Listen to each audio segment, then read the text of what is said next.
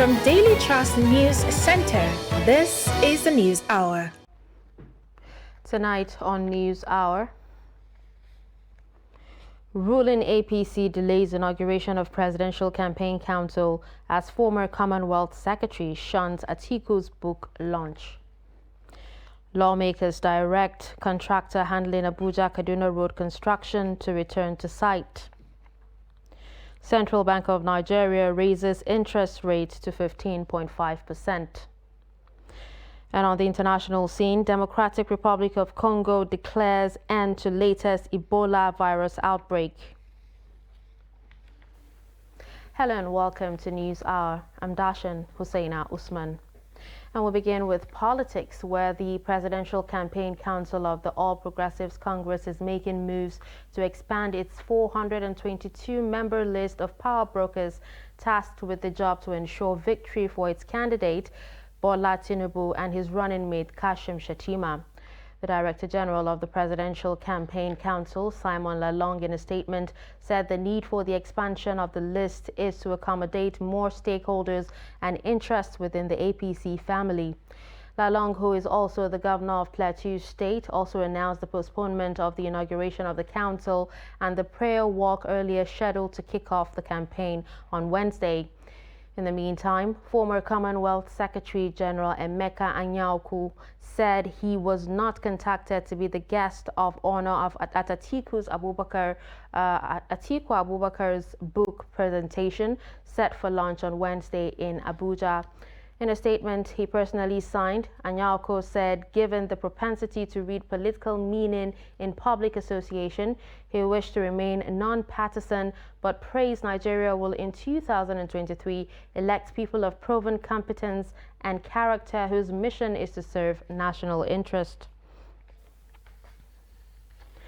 Intrigue in the two major political parties' presidential campaign councils is attracting attention of political pundits ahead of Wednesday's commencement of campaigns. Trust TV's Shafiu Suleiman reports that commentators believe that resolving political differences is necessary to accommodate conflicting interests. The report. While the People's Democratic Party (PDP) resolves to move on with the campaign kick-up with slight modification on the list to fill the vacuum created by the pull-out of the camp of the embattled River State Governor Nyesom Wike from the council, the All Progressives Congress has postponed inauguration of its Presidential Campaign Council. No house that is ultimately 100% united. And like I said, politics is about conflict and conflict management. You cannot have 12 people without a Judas. There is no Garden of Eden without a serpent. So you definitely will have those who are going to disagree. We saw that also happening in APC. It still remains a huge setback for Atiku. But it is also interesting that the Wike group is no longer the same since that pronouncement. Just yesterday, one of the major pillars in the group, Benue State Governor Otom, recanted, so to say, and he said he's now biking eye. The bone of contention in both political parties is the need to maintain relevance and protect personal and group interests in the run-up to the 2023 elections. There is also the almighty governors. Since 2003, Nigerian governors, both for good and for ill, have managed to become the strongest bloc within the political space. In most cases, for selfish reasons, you cannot do anything without the governors. They usually bring their mighty weight to bear on all issues of governance. And the feelers that we are getting is that the governors do not feel included. There are bound to be people who will not agree with it. But politics is about game of majority. Minority will have their say, majority will have their way. So you cannot wait until when everybody will be on the same page with it. Even as we go along, there will be those who will say, oh, you didn't come to my hometown to campaign, so you have not done us well. Or, issue of money can also bring about dissension. While the pundits agree that it is normal in party politics to have dissenting voices, such, they say, must be properly handled to avoid a spiral effect on the overall success of the campaigns. Shafiu Suleiman, Trust TV News. Abuja. Still in politics, the Federal High Court 1 in Abeokuta, Ogun State, has nullified the state primary election of the People's Democratic Party that produced Ladia Debutu as the party's governorship candidate in 2023 general elections in the state and other state primaries elections. Justice O.O. Oguntoyibo, during the sit-in in Abeokuta on Tuesday, ordered that the party should immediately conduct fresh governorship primaries to accommodate all interest groups.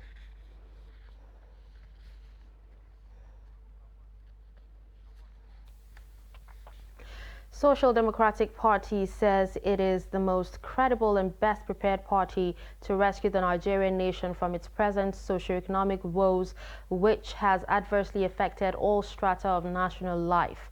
Leaders of the party converged on the ancient city of Ibadan on Tuesday for a Southwest Summit for critical stakeholders. Participants stressed that the forthcoming general election offered Nigerians a unique opportunity to rewrite history and free themselves from the shackles of poverty, neglect, and bad governance. Presidential candidate of the SDP, Adewale Adebayo, urged Nigerians to queue up behind candidates that can positively impact on their lives and turn around the fortunes of the citizenry around for good. In which our people should be trading in ideas, trading in competing technologies and methodologies for the future. You use your poor decision and injustice to force them to be interrogating religion. So there is no church you go to today that they don't ask God, God, have you abandoned us? Are we so incompetent that we cannot be part of leadership in this country? But that issue will not have arisen, if not because of that injustice done.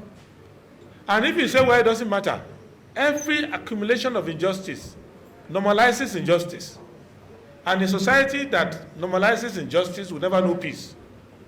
That is why in Nigeria, the greatest prayer, the most common prayer is peace. We want peace in the land. But peace doesn't come by prayer. Peace comes by doing justice. And you can't do justice without starting with saying the truth. The truth about the future of Nigeria today lies in SDP. The Senate has commenced debate on a bill for an act to provide for the rotation of power between the 6 geopolitical zones of the country. The bill, which passed the first reading earlier this year, is sponsored by Senator Abba Moro from Benue South. The bill is generating controversy as some senators argue that it will bring about unity and a sense of belonging for all, especially ethnic minorities, while others say it will go against the Constitution of Nigeria. However, the Senate President Ahmed Lawan advised the sponsor of the bill to stand the bill down and rework it for representation with specific prayers. On a sad note, the recent flood which affected Patigi local government area in Kwara State has claimed 9 lives and destroyed thousands of farmlands and houses. This necessitated the Hydroelectric Power Producing Areas Development Commission, HYPODEC, to sponsor a bill to criminalize those who refuse to vacate the riverbank across the country. The HYPODEC, while distributing relief materials worth 50 million naira to the victims, urged them to vacate the riverbank for their safety. The report. Yearly, those living in the river banks across Patigi local government area of Kwara State usually experience floods due to release of excess water from River Niger and Benue. This year, more than 2,800 people were affected as their houses and farms were destroyed. Those who refused to vacate the area became victims of the flood as they travel in poorly made local canoes constructed orally, transporting goods. For free, the canoe is being operated by individuals. Like I said before, the machine, they do take a machine with the Huna, 2,500. A single passenger, that's 1,500. That's how they charge. At the distribution of relief materials, the managing director of HYPODEC said the federal government has made efforts to relocate those living at the riverbank, but was unsuccessful. A bill, he said, will soon be presented to the National Assembly to criminalize those who refuse to move out of the danger zone.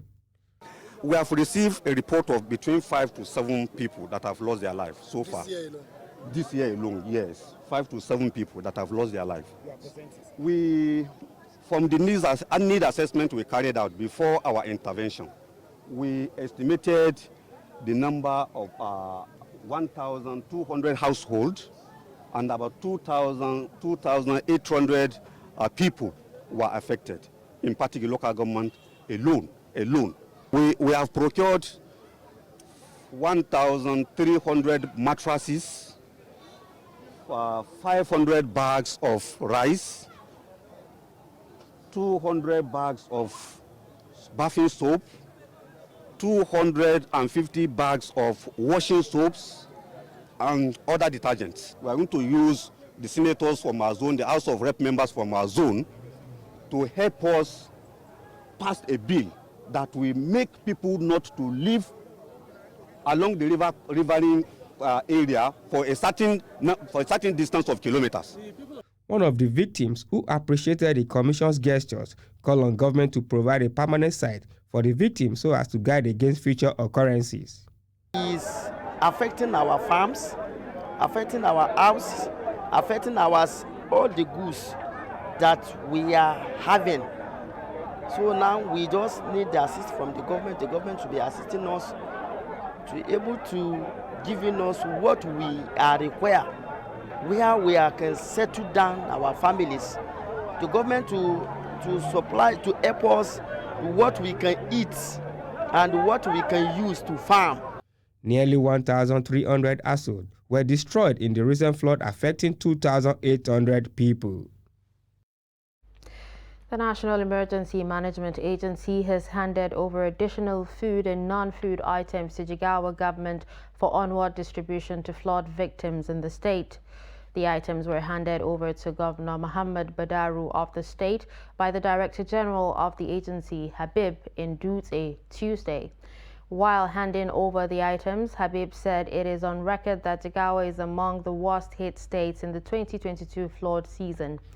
Receiving the items, Badaru, represented by his deputy, Umar Namadi, said over 222,000 people were affected by the disaster, among which 76,000 were displaced, while 124 others lost their lives.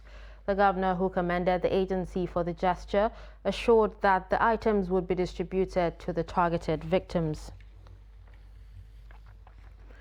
The House of Representatives has asked the Minister of Works and Housing to urgently direct the contractor rehabilitating the Abuja-Kaduna Highway to return to site after the company withdrew its workers over fear of insecurity. Coming under a matter of public or urgent public importance, a lawmaker representing Sabangari Federal Constituency of Kaduna State, Datti Muhammad, recounted the hardship commuters go through on a daily basis as the route has become impassable. The lawmaker noted that the situation has further compounded the insecurity on the road as it has exposed commuters to the probability of terrorist attacks. The project, which was awarded in March 2021 with a delivery date of December 2022, suffered setback as a result of the rampant incidents of banditry along the route. Distrust that, to worsen matters, the gridlock that was occasioned recently often left motorists and commuters stranded on the road, sometimes for between 6 to 9 hours on a journey that should last not more than 1.5 hours. Anxious that there is a high probability that this gridlock will become a very recurrent occurrence in the immediate future. The Abuja-Kaduna Highway is the key outlet for transportation of persons, commodity, goods across Nigeria, and this is evident in the extraordinary traffic on it. Worried that the situation on the Abuja-Kaduna Highway has become a debilitating drawback for the Nigerian economy that, if not immediately rectified, spells doom for the economy and social life of Nigerians, contrary to Section 15, subsection 1 of the Constitution, which mandates the Nigerian state to provide adequate facilities for and encourage free mobility of people, goods, and services throughout. On security, One of the many efforts put in place to ensure security of lives and property within the FCT and neighboring states is the setting up of Operation Safe G7, a task force comprising security operatives and the local vigilantes from the 6 states and the FCT. Noel Sampson was at the camp where the operation was launched and now reports. 1, 2, 3, go! 1, 2, 3, go! Operation Safe G7 had commenced operations before the official launch by the FCT police. The commissioner, while launching the task force, said it was important for the catchment area, hence the need for its existence. He also urged the FCT residents not to worry when the drills start, as modalities have been put in place to ensure that there is no collateral damage. The Minister of FCT and the 6 other state governors contagious to the FCT decided to form this G7 in order to stem the tide of all this kidnapping and banditry. So we are also in ember months, which are slightly characterized by slight increase in crime and criminality. So we are being proactive in order to get rid of these criminals. That is why we are launching this Operation G7. My message to the community, they should cooperate with the officers and men. They should give us actionable and timely intelligence, and when the operation lasts, they should not panic. We are in charge. The residents were also advised not to spread fake news, but also verify information before giving it out. Of course, in the era of social media now, where you see people post what is not, things that have happened in the past, and they take them for current happenings. People must disabuse themselves from some of these things. There are clear evident places where you can speak. In the area of the security, this police tell you what to do as far as the internal security is concerned. And so if there is anything, seek clarification from there. Not that you just post anything. And so I want people to allay their fears that with what is happening now, nobody should take undue advantage to post what is wrong to social media. Meanwhile, the task force has arrested a terror suspect and rescued a victim at Leda Yebu ward of Kwali Area Council of Abuja. Operation Safe G7 is hoping that the citizens will cooperate with it to enable success in the task of securing the states around the FCT as well as the FCT itself.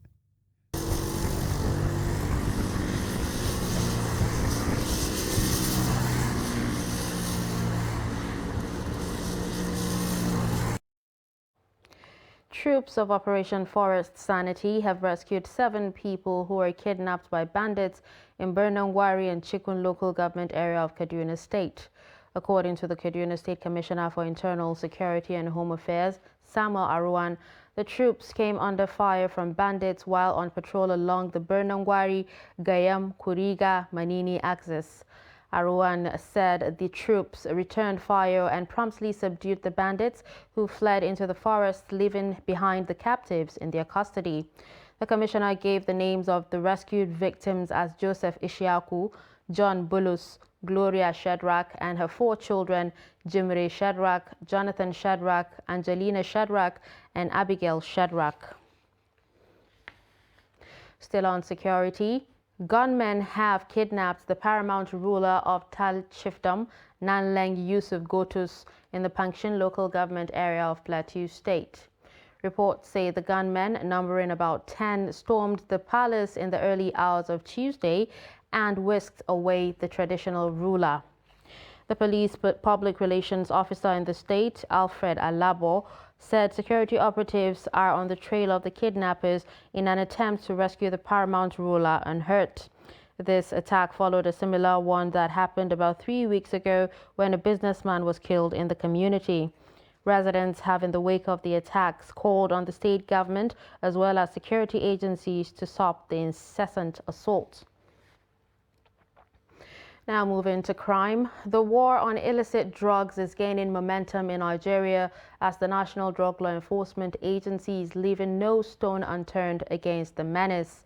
In Makurdi, the Benue State capital, Trust TV correspondent spoke to a Nollywood actor and analyst on the fight against illicit drugs in the state, where the agency's efforts was applauded. The report. The recent seizure and arrest of 4 members of a drug cartel in Lagos, who have been on the NDLEA trail since 2018, has been termed as a great achievement. Nollywood actor and retired educationist said, "The side effects of drugs can only be imagined, though most of the addicts are not aware of what they are into." One, the side effects of the drugs is much more than the corruption we talk about. It is very destructive. It brings down the morals and every other ills in the society, the juvenile and the youth. As we think about it, it's all from this. And it becomes very pathetic when you meet them and, "Why are you doing?" "No, I don't even know why." But the NDLEA is trying to tell them to answer such questions. Is doing excellently well. If every public official in this country would behave like Marwa, my brother, this country would become the best in Africa. Others listed how illicit drugs have impacted Nigerian society over time and appreciate the current intense fight against the drugs. Kidnapping, banditry, armed robbery, all the kinds of insecurity we have in Nigeria, terrorism, they have their foundation in drugs.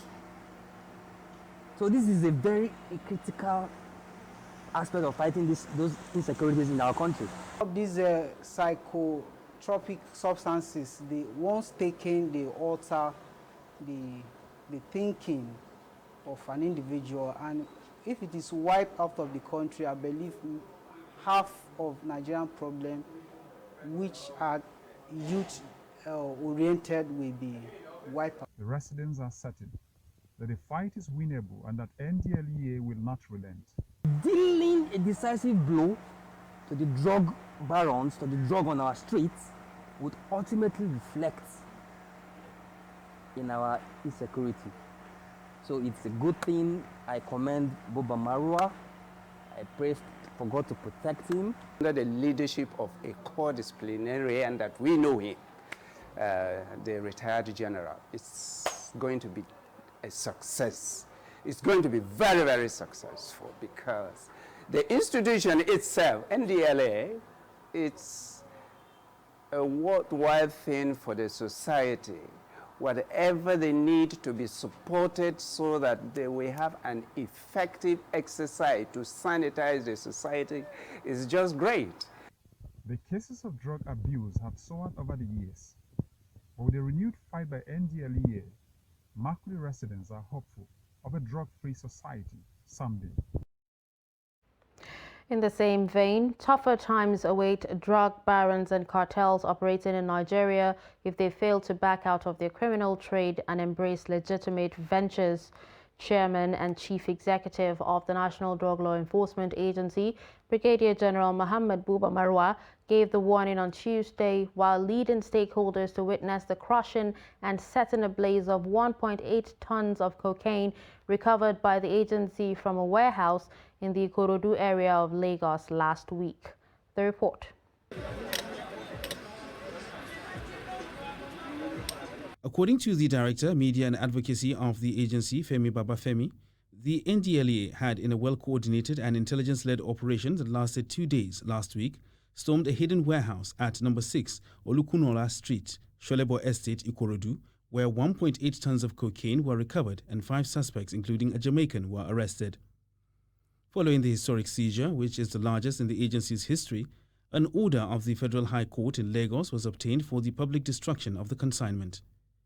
Speaking at the venue of the public destruction in Badagry area of Lagos on Tuesday, General Marwa, who was represented by the agency's Director of Prosecution and Legal Services and Deputy Commander General of Narcotics, Sunday Joseph, said the sheer volume of the drug haul, with street value put at 194.7 billion naira, speaks volumes about the extent of the nefarious activities of the drug underworld.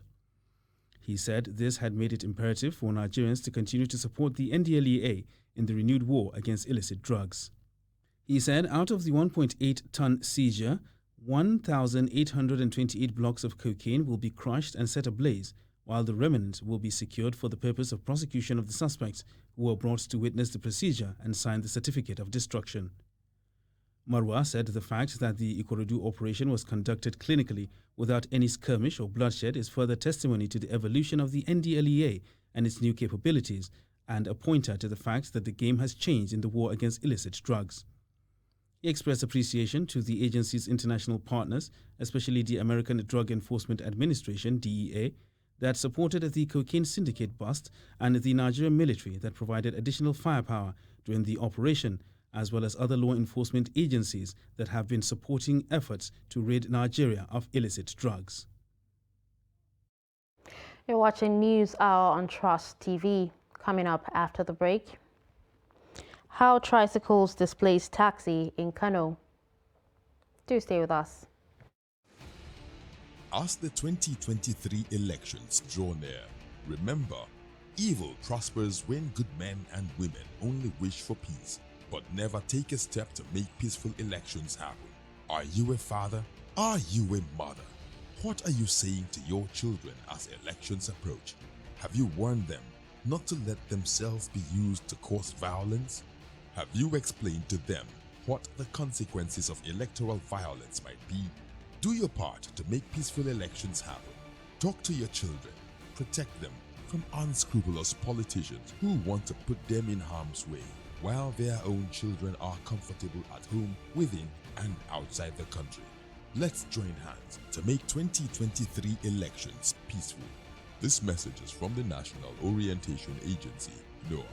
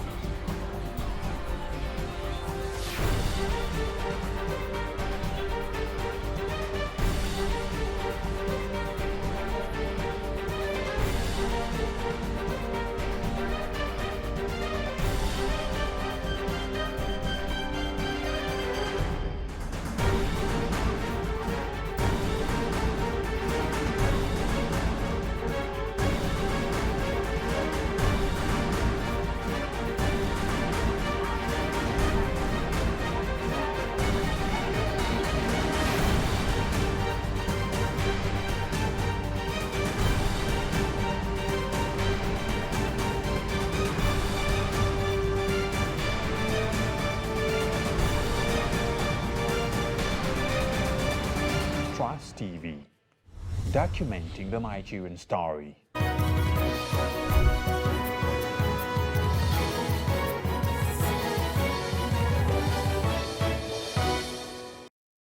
Welcome back and thanks for staying with us. You're still watching News Hour on Trust TV. Here's a recap of some of our top stories. We told you that ruling APC delays inauguration of Presidential Campaign Council as former Commonwealth Secretary shuns Atiku's book launch. We also heard that lawmakers direct contractor handling Abuja-Kaduna Road construction to return to site. Moving to energy, the Transmission Company of Nigeria says the national grid, which collapsed earlier on Monday, has been restored. The restoration of the affected part of the grid commenced immediately after the collapse. While explaining the cause of the incident, the TCN said it was due to a sudden drop in system frequency, which created system instability. TCN's General Manager, Public Affairs Ndidi Mba said in a statement that the National Control Center said a full-scale investigation is being conducted to establish and ascertain the cause of the partial disturbance, as the unwholesome event has resulted in aggregated generation loss. Monday's incident is the latest in a series of blackouts in the country owing to the incessant collapse of the national grid. The national grid had collapsed 8 times this year, with the last one coming in July. It equally collapsed in June, March, and April 2022. Meanwhile, the House of Representatives adjourned plenary on Tuesday over an interruption of power in the lower chamber. Speaker of the House, Femi Gbajabiamila, was compelled to call for an adjournment after the power went out. The situation forced the lawmakers to exit the chamber in darkness using their phone torchlights.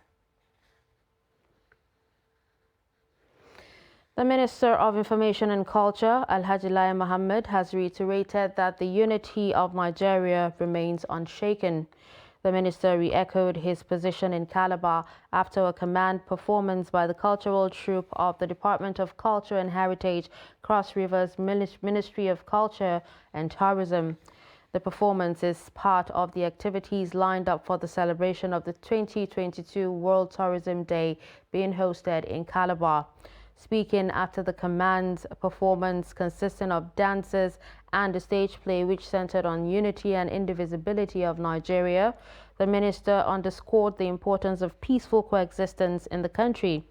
The 2022 celebration being hosted in Calabar, Cross Rivers capital, has the theme Rethinking Tourism.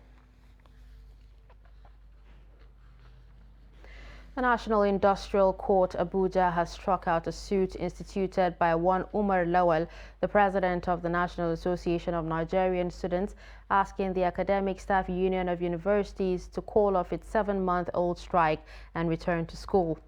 Lawal had instituted the case on behalf of himself and the association. Justice Polycarp Haman struck out the suit on Tuesday after the counsel to Lawal, Debo Ekwasan, withdrew the suit on the grounds that the student body is challenging the position or his position as president. Counsel to ASU, Marshal Abubakar, also informed the court that he is not opposing application to withdraw the suit. The outgoing president of the student body, Sunday Ashefon, had approached the court claiming that Umar Lawal does not have the mandate of NANS to commence the action. The Economic and Financial Crimes Commission has described as false a report in some sections of the media that its case against the former spokesman of the People's Democratic Party, Olisa Metu, has been struck out. The Anti-Graft Agency, in a statement on Monday by its spokesman, Wilson Uwujuren, said there is no pending case before the Federal High Court sitting in Abuja to warrant striking out of the same as reported. Uwujuren explained that Metu's case is presently pending before the Supreme Court, arising from the appeal by the Commission, as well as Metu's own cross-appeal upon the judgment of the Court of Appeal, which nullified the judgment of the trial court on alleged grounds of bias. EFCC insists it has no fresh application for retrial of Metu before the court. Uwujuren said the Commission is awaiting the judgment of the Apex Court against the discharge of Metu by the Court of Appeal in the 400 million naira money laundering charges instituted against him. In health, the Kogi State Ministry of Health has described as misleading and confusing a report of an outbreak of measles in the state. The viral online report stated that over 50 cases of measles were recorded in the state. In a statement, the Commissioner Zekeri Usman, who expressed dissatisfaction with the report, described it as misinforming and erroneous. Zekeri advised residents and citizens of Kogi State to disregard the report of the purported outbreak of measles affecting 52 persons in the state by some electronic and print media.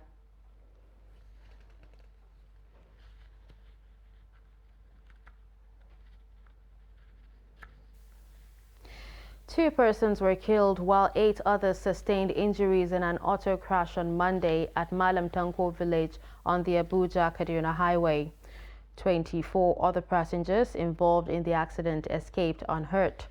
The Federal Road Safety Corps, Niger State Command, who confirmed the incident, said 80% of accidents are caused by human error, overspeeding, and negligence on the part of drivers. The accident, which occurred in a village located at Tafa local government area of the state, involved 2 commercial buses and an articulated vehicle with 34 passengers. FRSC advised motorists to always exercise caution and adhere strictly to speed limits to avoid crashes.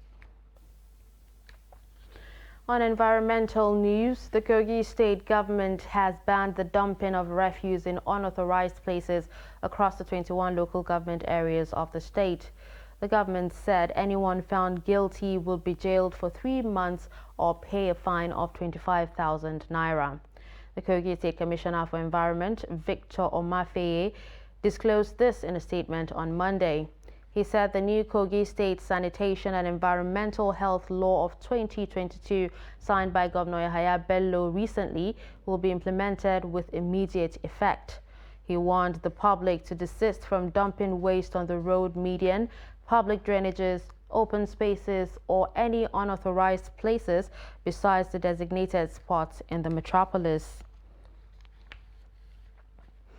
Moving to education, as schools resumed in Bauchi State, mixed reactions have trailed the separation of male and female students across public secondary schools in the state.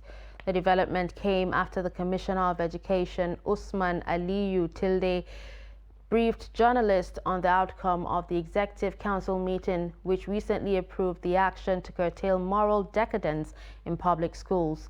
Adamu Imam has details. A visit to some schools in the state capital revealed that parents and students were seen moving around to confirm where their children have been moved as they check the names on the list pasted on the school gates. Some of the parents gave divergent opinion about the new policy, saying the timing is wrong considering the economic situation of the country. The Commissioner for Education also said that private schools too have been advised to look into the possibility of separating males from female students.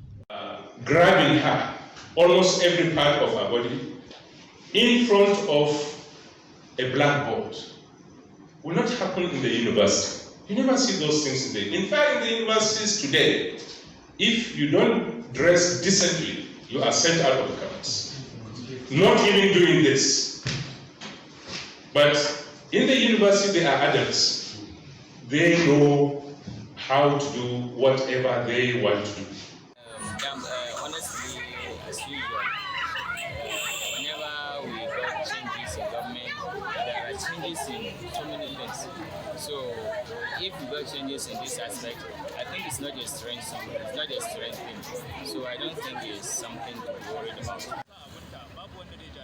No one can go into argument with the government policy. But if there are ways to make it easier for the people, fine. Or let me say students from mixed school, they seem to perform better than when they are mixed in class. That is why even internationally, even in the United Kingdom, they make a research and they intend to separate them. Meanwhile, the student also complained that the situation will lead some members to drop out of school.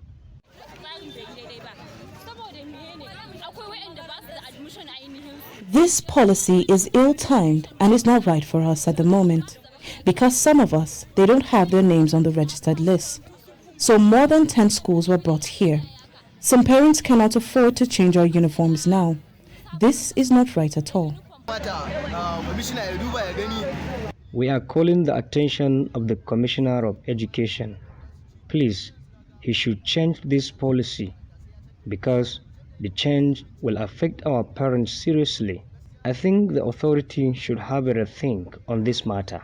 In a related development, some students were reportedly staging a protest calling the attention of the authorities to revert to the old core system of secondary school education in the state.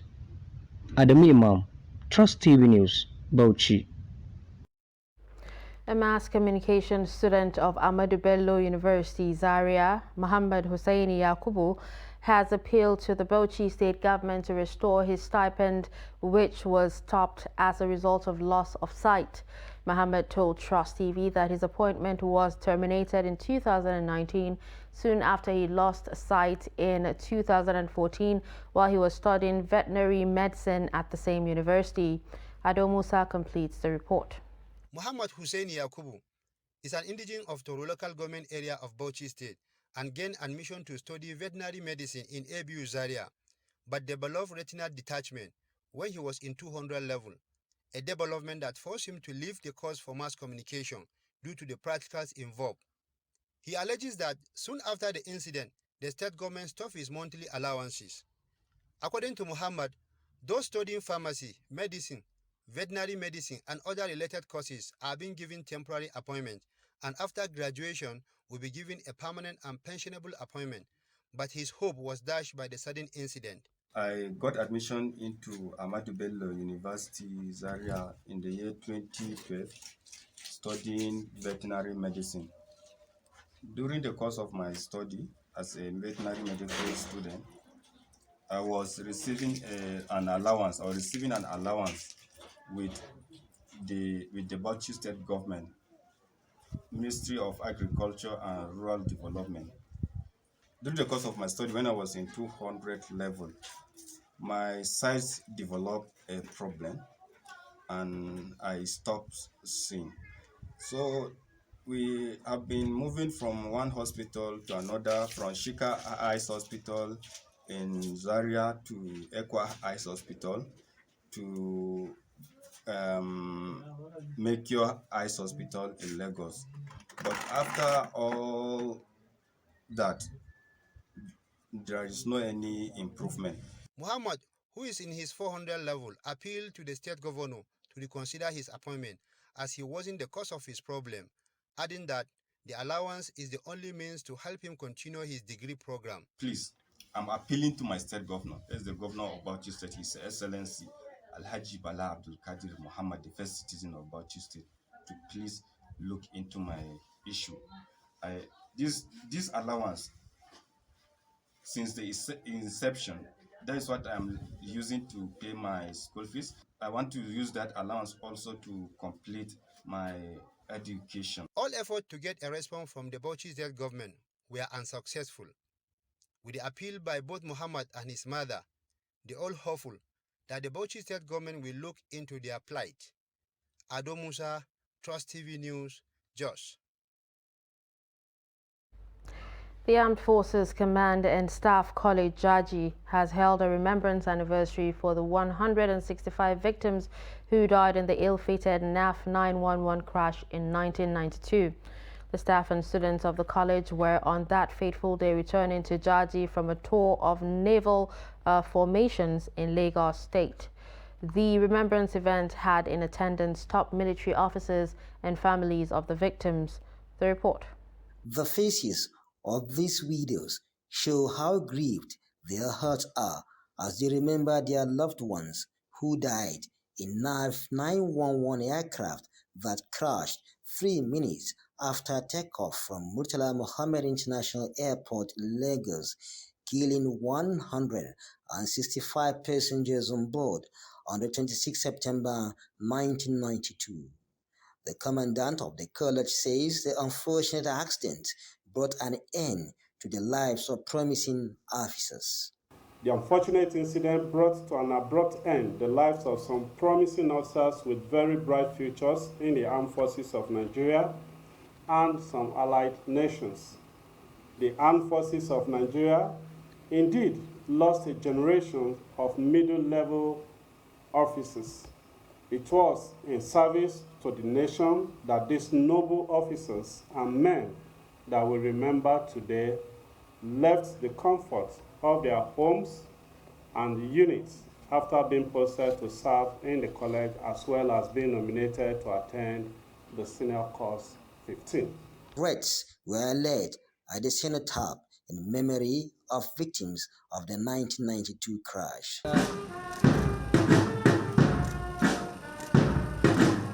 It's 30 years ago, and we are still remembering them, and we will continue to remember them as long as we live and as long as the armed forces of Federal Republic of Nigeria remains. Today we are not crying. We are giving thanks to Almighty God for keeping us this strong for 30 years. Prayers were also offered for the peaceful repose of the deceased souls. And so, Lord, we lift up our heart unto you, praying for the family of departed souls. You will grant them succor. Protect and take care of their family. May their gentle soul rest in perfect peace. Among the 165 passengers on the ill-fated NAF 911 aircraft were 8 officers from the armed forces of other African countries of Ghana, Tanzania, Zimbabwe, and Uganda. Bello Musa, Trust TV News Kaduna. As tricycles continue to take over local transportation in Kano State, the popular taxi drivers are gradually moving out of the roads. In this report, our correspondent Idris Jibrin examines how the remaining few taxis are coping with passenger resistance within the metropolis. His report. Muhammad Aminu is a taxi driver in Kano who is now forced to clean it because there is no passenger for him to carry. He says the tricycle operation has completely taken over his business along all the major routes known to be used by taxis.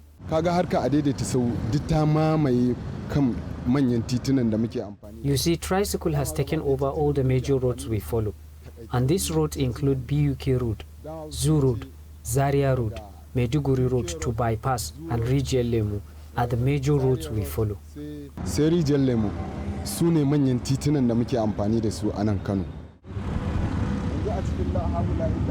Few years back, taxis are known to be the popular and most reliable means of transportation within the metropolitan city of Kano.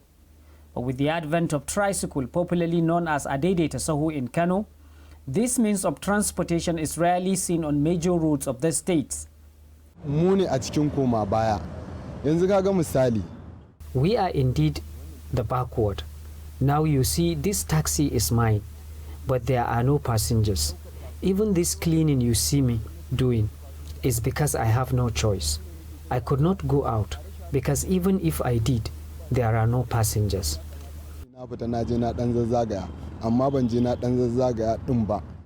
According to tricycle riders, because of the affordability and reliability of their business, they have left taxis with options to convert to tricycle or move out of business, even though there are risks associated with the tricycle operation.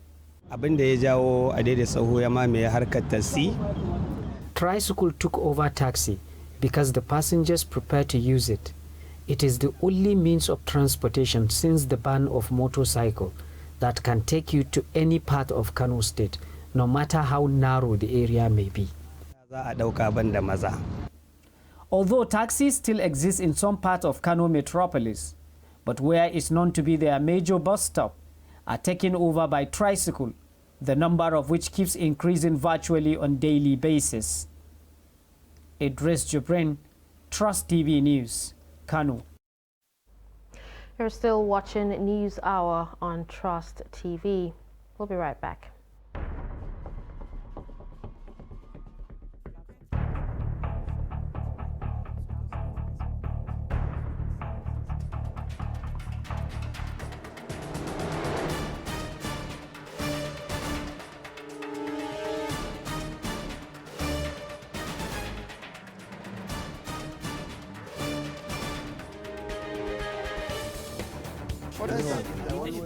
That's great. Good to see you.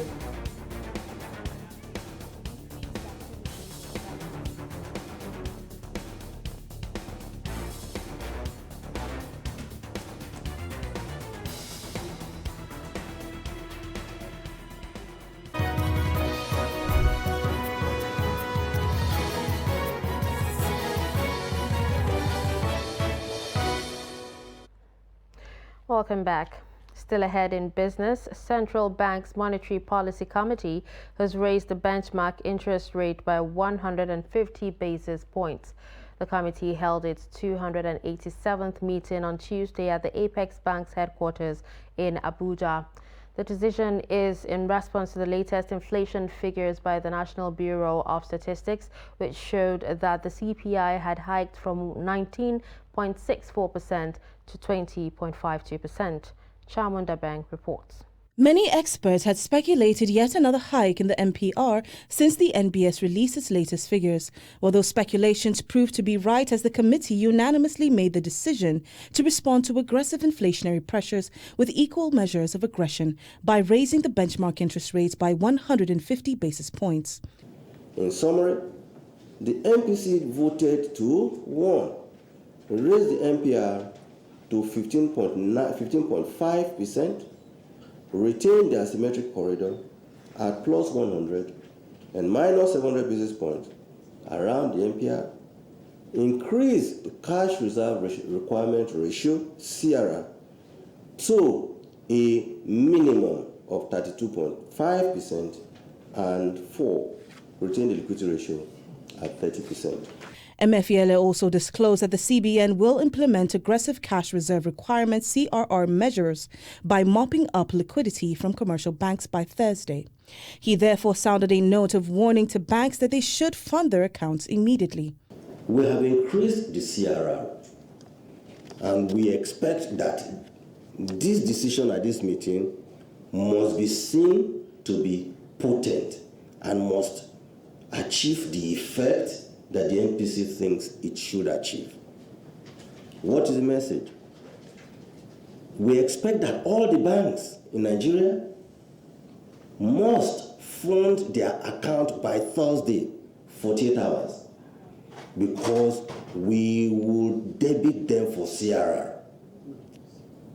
We will take their CRR to a minimum of 32.5%. So which means we are going to take liquidity out of their vaults by Thursday. If any bank fails to meet up with this expectation, the decision of the MPC is that we may need to, let me use may, we may need to preclude those banks from foreign exchange market on Friday and onwards until they meet this 32.5. The latest move by the CBN is the third consecutive increase in the NPR, moving it from 13% to 14% and now 15.5%. Many have speculated that another hike may pose a problem to the nation. However, the MPC believes this is the best move to quell inflation in the country. Chamun Dabeng, Trust TV News, Abuja. The Senate has passed for second reading a bill that seeks to enable the appointment of any person other than the Governor of the Central Bank of Nigeria as board chairman of the Apex Bank. The bill will also see the said chairman of the board determine and fix salaries and allowances of its members, as well as consider and approve the annual budget of the bank. The report. The piece of legislation sponsored by Senator Sadiq Umar, representing Kwara North, seeks to amend the CBN Act 7/2007. The Act, when amended, is to ensure proper oversight of the Apex Bank. The objective of this bill includes 1. To enable the appointment of a person other than the governor as the chairman of the board of the CBN. 2. To divest the board of the powers of determining and fixing the salaries and allowances of its members. And 3, to consider and approve the annual budget of the bank, which lies solely with the National Assembly. In this regard, there arose the need for an enduring legal framework that will reposition CBN to be at par with other Apex banks around the world. Senators are, however, of diverse views on the proposed amendment. When I said I was running for the presidency, I was there. I went all over the place, even though some of our aspirants didn't go out to campaign, but they admitted they were running. I think we should not link this bill with that incident. We should be looking at the merit of the bill, whether it is appropriate, whether it is going to be helpful, that the chairman of the governing board should be different from the governor of the CBN. I think this should be our focus. What I seek for is very clear, and we all know what it is. Therefore, I believe there are enough distinguished senators that understand the challenge we are facing with the CBN. And the issues are very clear to me. Board chairmanship, the budget, clearly. Although the controversies remain unresolved, the bill eventually scaled through second reading after a voice vote. Those that this bill be now read a second time, say aye. Aye. Those against, say nay. Nay. The ayes have it. On the international scene, the Democratic Republic of the Congo has declared an end to its latest Ebola virus outbreak, according to officials. The World Health Organization said in a statement on Tuesday that the outbreak was the virus's least catastrophic since no other case was recorded. The outbreak, the 15th recorded in the country, emerged when one case was confirmed in the eastern city of Beni in North Kivu province on August 22. Testing showed the case was genetically linked to the 2018-2020 outbreak in North Kivu and Ituri provinces, which killed nearly 2,300 people.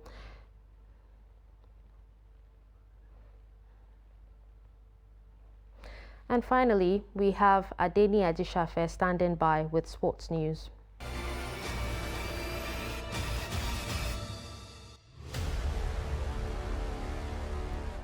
Nigeria's men's national basketball team, D Tigers, moved up 2 places in the latest FIBA World Ranking released on Monday, ranking 19 in the world with 460.1 points to her credit.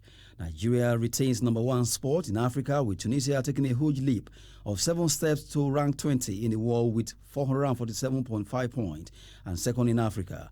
Senegal is 36 in the world and third in Africa with 329.9 points, dropping 4 places, while Angola dropped 9 places in the world to rank 39 and 4th in Africa, as Cote d'Ivoire dropped 2 places to rank 42nd with 306.2 points and 5th on the continent.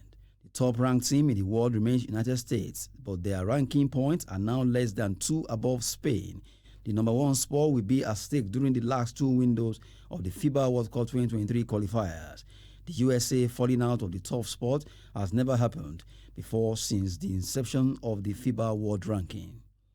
And in boxing, World Heavyweight Champion Alexander Usyk has outlined his plan to retire after 3 more fights to spend more time with his family. Usyk, who turned professional 9 years ago and has an unbeaten record of 20 wins, wants to fight Tyson Fury to unify the heavyweight division before hanging his gloves.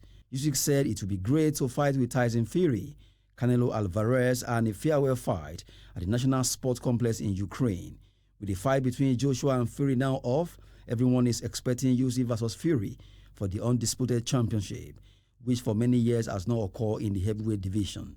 Tyson Fury holds the World Boxing Council WBC belt, while Usyk holds the World Boxing Association Super, WBA, WBO, and IBF championship belt after defeating Anthony Joshua twice.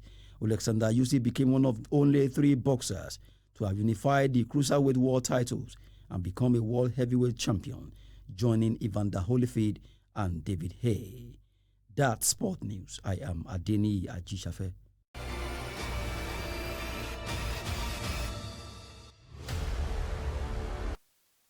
That's it on News Hour. Remember to follow us across all our social media platforms. I'm Darshan Hussaina Usman. Thanks for watching.